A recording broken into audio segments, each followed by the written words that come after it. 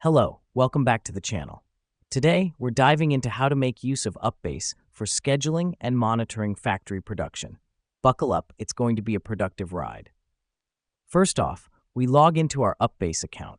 This is our command center, where we can oversee everything.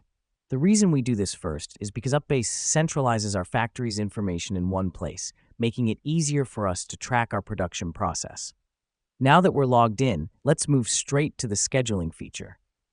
Find the Schedule Production tab on your dashboard. Here, we can set the start and end times for each production process. The beauty of this, it allows us to keep track of our production timeline and helps in avoiding any overlaps or production clashes. Next up, we input the details of the production process. You should see a Production Details section.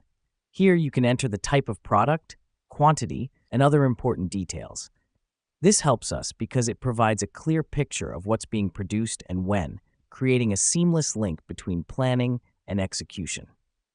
Now let's explore the monitoring aspect. Go to the Factory Monitoring tab. Here you can see real-time data about your production processes. What's happening behind the scenes here is that UPBASE is collecting data from your factory's equipment and presenting it in an easy-to-understand format. This feature is crucial as it allows you to spot any bottlenecks or issues in real time and take immediate action to resolve them.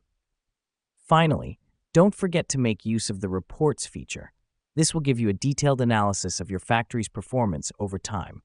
You can use these insights to make strategic decisions about your production processes.